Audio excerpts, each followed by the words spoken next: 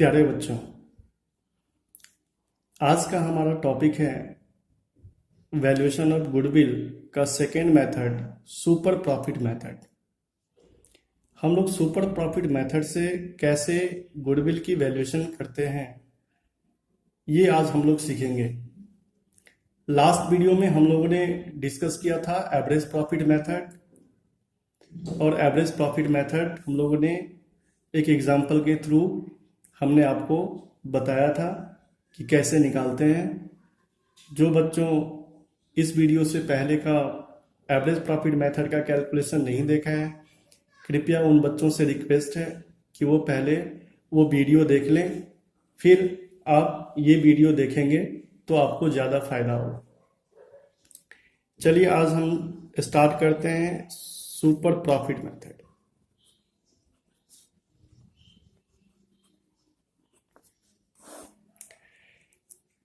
ठीक है बच्चों, super profit method. Super profit क्या होता है? सुपर प्रॉफिट होता है नॉर्मल प्रॉफिट से एक्सेस अगर प्रॉफिट अर्न होता है उसे हम सुपर प्रॉफिट कहते हैं। ठीक है, इसके निकालने के भी दो तरीके हैं। ऐसे तो एक तरीका आपके सिलेबस में, 12th सिलेबस में नहीं है। एक तरीका का विस्तार से हम बीकॉम जब वीडियो बनाएंगे बीकॉम का या सीए सीपीटी का, तो उसमें विस्तार से चर्चा करेंगे, लेकिन फिर भी मैं यहाँ पे हिंट दे दूंगा आपको कि कैसे निकालते हैं। तो इसका फर्स्ट तरीका जो है वो मेथड है, उसको हम लोग कहते हैं the number of years purchase method.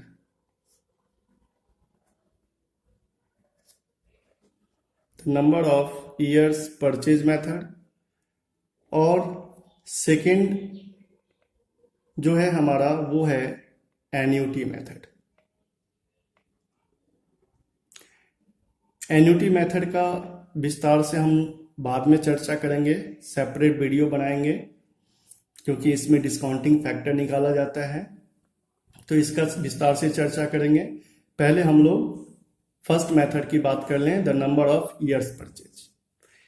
इस मेथड के हिसाब से जो हम लोग गुडविल निकालते हैं बच्चों, वो निकालते हैं, उसका जो फॉर्मूला होता है वो होता है सुपर प्रॉफिट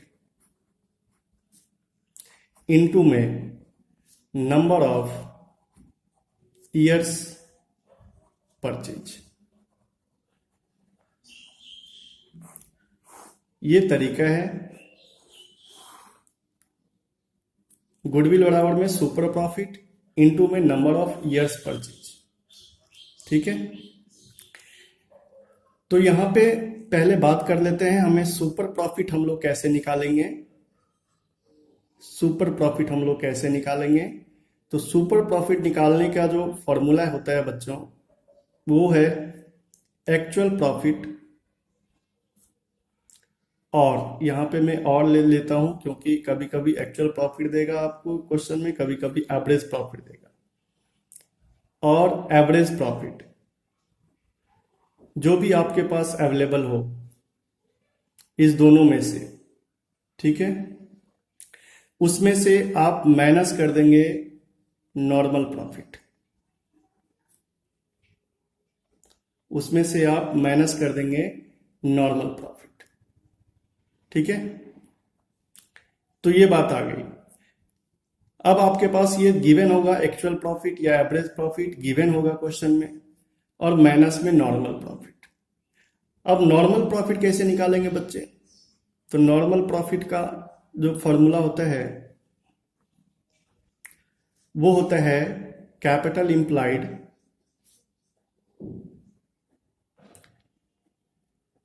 इंप्लाइड इनटू में नॉर्मल रेट ऑफ रिटर्न, और अपॉन में 100। इसको मैं ब्रैकेट में ले लेता हूं। ठीक है, कैपिटल इंप्लाइड इनटू में नॉर्मल रेट ऑफ रिटर्न। तो यहां पे एक क्वेश्चन और आ गया कि कैपिटल इम्प्लाइड का भी सर बताओ, कैपिटल इम्प्लाइड क्या होता है। तो मैं एक हेडिंग ही बना देता हूँ कैपिटल इम्प्लाइड का, और मैं समझाता हूँ कैपिटल इम्प्लाइड कैसे हम लोग निकालते हैं। कैपिटल इम्प्लाइड होता है capital invested in the firm, ठीक है ना। आपने कितना कैपिटल इन्वेस्ट किया है फर्म में बिजनेस करने के लिए, वो कैपिटल इम्प्लाइड होता है, ठीक है। तो हम लिख देते हैं it means invested in the firm, या यहां पे एक मैं लिख देता हूं it means capital invested in the firm, ये होता है, ठीक है। कैपिटल इम्प्लाइड कैलकुलेट करने का बच्चों दो अप्रोच है। कैपिटल इम्प्लाइड निकालने का दो अप्रोच है। एक तो हमारा है लायबिलिटी साइड अप्रोच,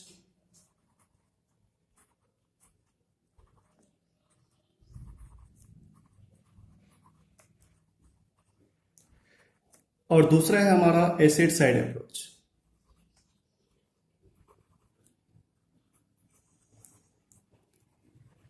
ठीक है बच्चे, दोनों साइड से हम लोग निकालते हैं, लायबिलिटी साइड अप्रोच से और एसेट साइड अप्रोच से।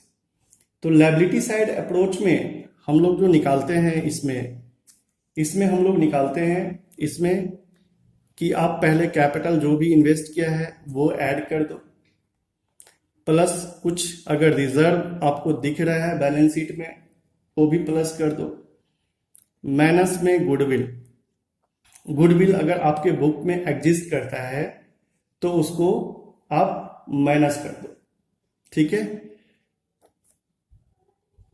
और अगर फिक्टिशियस एसेट्स भी दिख रहा है,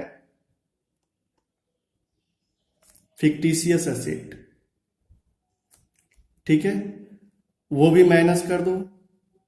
और आपके पास अगर नॉन ट्रेड इन्वेस्टमेंट है, नॉन ट्रेड इन्वेस्टमेंट अभी मैं बताऊंगा आपको क्या होता है, तो ये माइनस कर दो।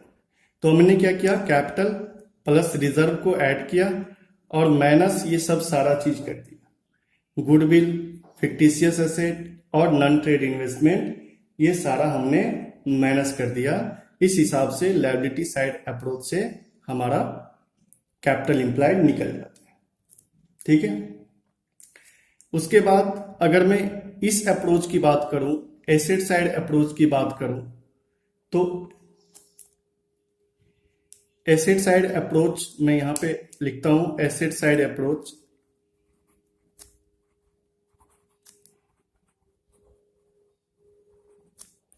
इसमें हम लोग कैसे निकालते हैं, इसमें हम लोग निकालते हैं कि जो भी आपके पास एसेट है, ठीक है ना, जो भी एसेट है, चाहे फिक्स एसेट है चाहे करंट एसेट है, ठीक है, वो सारा, ठीक है, वो, और आप उसमें से माइनस कर दोगे। ऑल एसेट्स में आपको इंक्लूड नहीं करना है, क्या क्या नहीं करना है, आपको गुडविल नहीं लेना है, ठीक है, नॉन ट्रेड इन्वेस्टमेंट नहीं लेना है, जो हमने यहां पे लिखा है ये ऊपर वाला, ये आपको एक्सेप्ट, ये गुडविल, फिक्टिशियस एसेट्स और नॉन ट्रेड एसेट आपके पास अगर है तो आपको नहीं लेना है, ये नहीं लेना है खाली ऑल एसेट्स में, ठीक है। और माइनस कर देना है आपको, माइनस कर देना है आउटसाइड लायबिलिटी, आउटसाइड लायबिलिटी, ठीक है बच्चे। आउटसाइड लायबिलिटी समझ रहे हो, करंट लायबिलिटीज है ना, जो आउटसाइडर का लायबिलिटी है, जो कभी भी आपके पास मांगने के लिए आ सकता है, उसे हम आउटसाइड लायबिलिटी कहते हैं।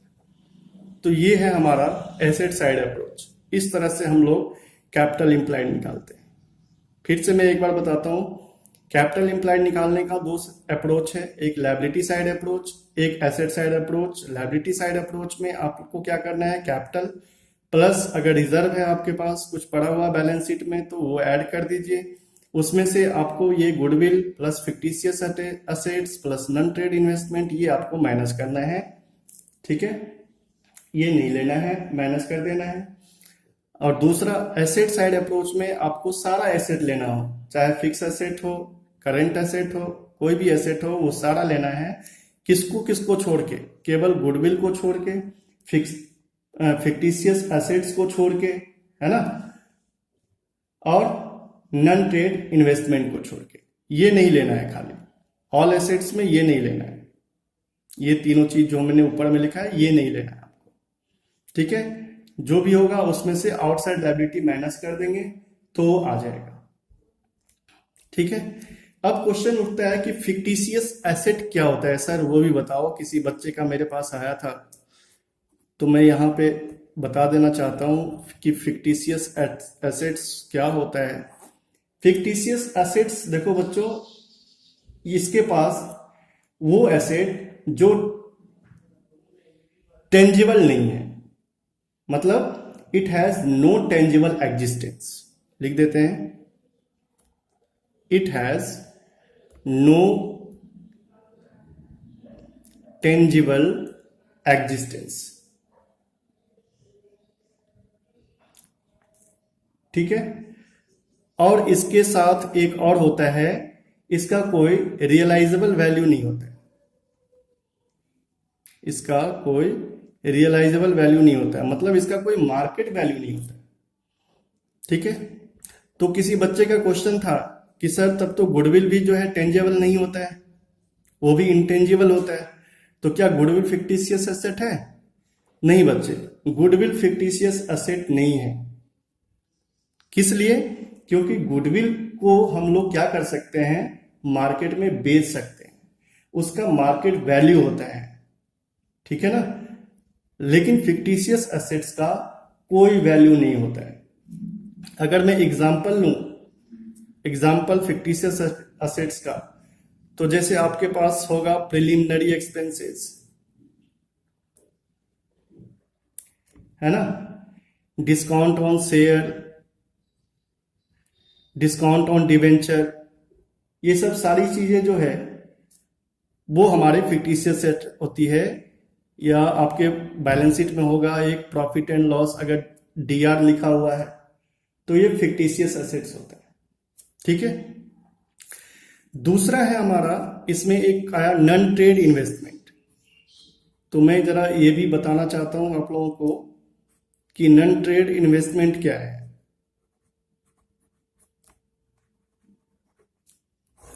नॉन ट्रेड इन्वेस्टमेंट क्या होता है? देखो बच्चों, नॉन ट्रेड इन्वेस्टमेंट वो इन्वेस्टमेंट होता है, ठीक है, जो इनकम अर्न करने के पॉइंट ऑफ व्यू से किया जाता है, ठीक है। नॉन ट्रेड इन्वेस्टमेंट होता है इनकम अर्न करने के पॉइंट ऑफ व्यू से करना, ठीक है। तो यहां पे अगर मैं इसको एक्सप्लेनेशन कर दूं तो आप ऐसे लिख सकते हो इसको कि those investment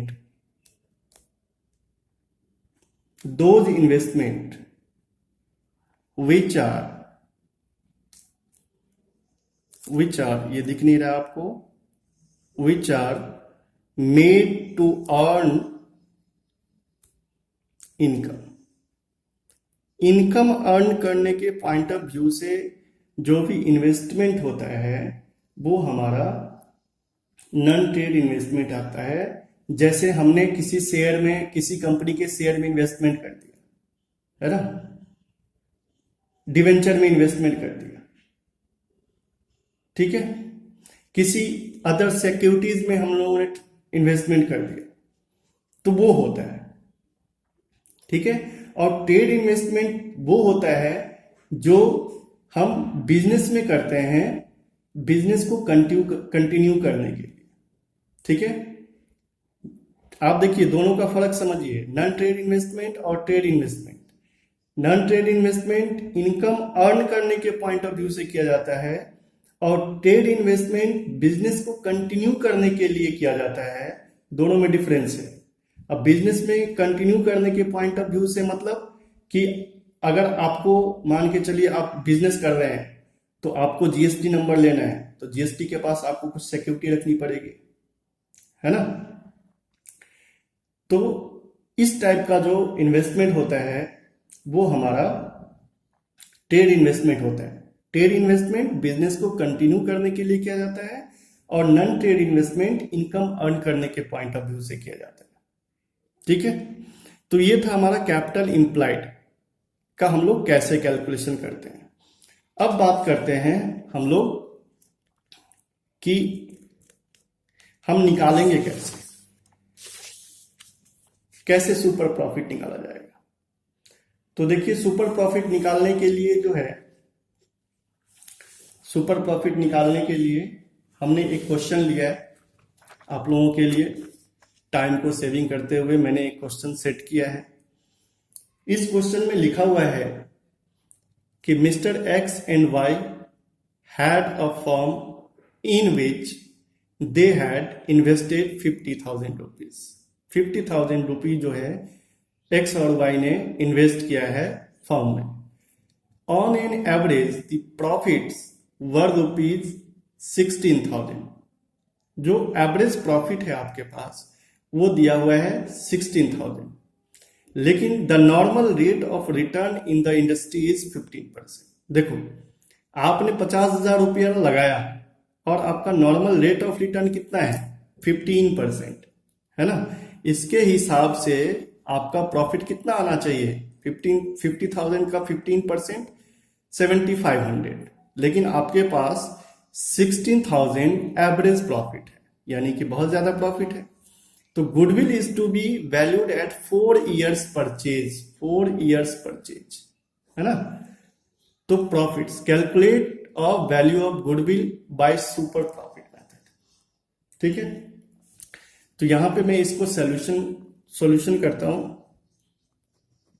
समझाने की कोशिश करता हूं। गुडविल निकालने का हम लोगों ने पढ़ा था कि सुपर प्रॉफिट इनटू में नंबर ऑफ ईयर्स परचेज, ये फॉर्मूला था आपके पास, है ना। अच्छा, सुपर प्रॉफिट निकालने का जो तरीका था आपके पास वो था एक्चुअल या average profit minus normal profit. तो मैं यहाँ पे एवरेज प्रॉफिट ले लेता हूं, मेरे पास एवरेज प्रॉफिट अवेलेबल है और नॉर्मल प्रॉफिट हमारे पास ये है। तो देखो, एवरेज प्रॉफिट हमारे पास कितना है, 16,000, ये हमारे पास 16,000 दिया हुआ है। अच्छा, नॉर्मल प्रॉफिट कितना होगा, नॉर्मल प्रॉफिट हमने बताया आपको कि कैपिटल इम्प्लाइड, फॉर्मूला लिखा हुआ है कैपिटल इम्प्लाइड। तो कैपिटल इम्प्लाइड कितना है 50,000, 15,000 और तो कुछ अवेलेबल नहीं है आपके पास। इनटू में नॉर्मल रेट ऑफ रिटर्न कितना है 15%, है ना, अपॉन में 100। तो ये आपका सुपर प्रॉफिट जो आएगा 16,000 माइनस इसको काट दो तो 7,500 हो गया। तो सुपर प्रॉफिट हो गया आपके पास 8,500। ठीक है बच्चे, तो सुपर प्रॉफिट के जगह पे आप रख दो 8,500, है ना। इनटू में नंबर ऑफ ईयर्स परचेज कितना दिया हुआ है 4 years लिखा हुआ है 4 years।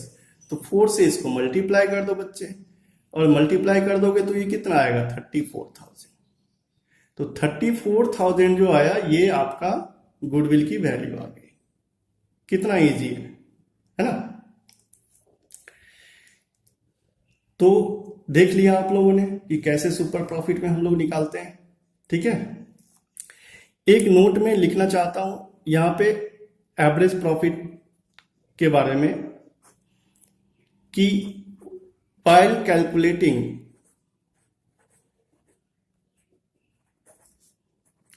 average profit, ठीक है ना, following factor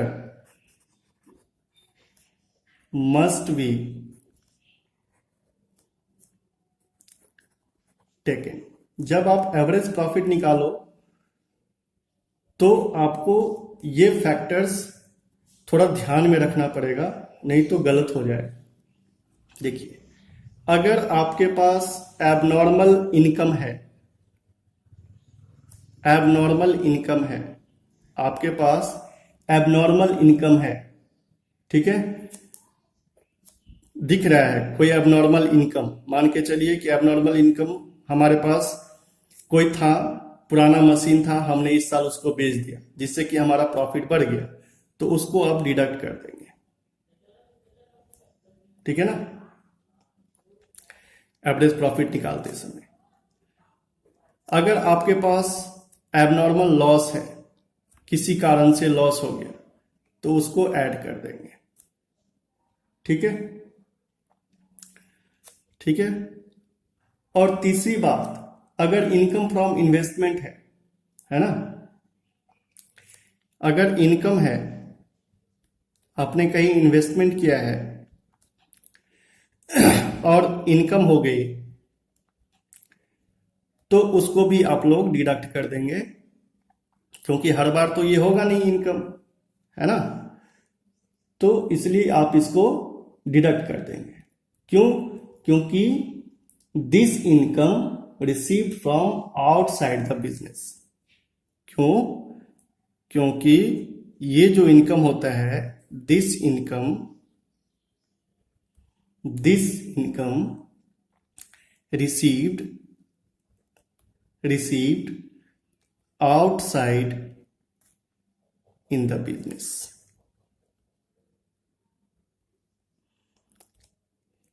ठीक है। ये आपको ध्यान रखना पड़ेगा जब भी आप एवरेज प्रॉफिट निकालोगे। तो आपको एबनॉर्मल इनकम क्या होता है? जो नॉर्मल इनकम नहीं है, एबनॉर्मल है ना। कहीं पुराना चीज पड़ा हुआ है, हमने उसको बेच दिया तो इनकम हो गई, प्रॉफिट ज्यादा हो गया। हर बार तो नहीं होगा, तो इसीलिए उसको डिडक्ट कर दो। एबनॉर्मल लॉस हो गया, हर बार तो नहीं होगा ऐसा लॉस, है ना, तो उसको ऐड कर दो। और इनकम फ्रॉम इन्वेस्टमेंट अगर आपको दिख रहा है तो आप उसको क्या कर दो? डिडक्ट कर दो, ठीक है। तो ये सारी बातें थी, ये कहानी थी एवरेज प्रॉफिट की और सुपर प्रॉफिट की। हम आशा करते हैं कि आप लोगों को पसंद आया होगा, ठीक है। तो एक बार रिव्यू कर लेते हैं ये, ठीक है। तो इसमें हमने बता दिया आपको सुपर प्रॉफिट मेथड, ये पहला मेथड, ये यहाँ पे फॉर्मूला लिख दिया, एक एक करके मैंने आपको एक्सप्लेनेशन दे दिया कैसे सुपर प्रॉफिट निकालते हैं, कैसे नॉर्मल प्रॉफिट निकालते हैं, कैपिटल एम्प्लॉयड क्या होता है, asset side approach, liability side approach, ठीक है ना, fictitious assets, non trade investment. और मैंने जैसे बोला था कि इस मेथड का जो हम विस्तार से चर्चा करेंगे वो हम चर्चा करेंगे बीकॉम का जब वीडियो बनाएंगे तब। यहाँ पे आपके पास वो नहीं है, आपके सिलेबस में भी नहीं है।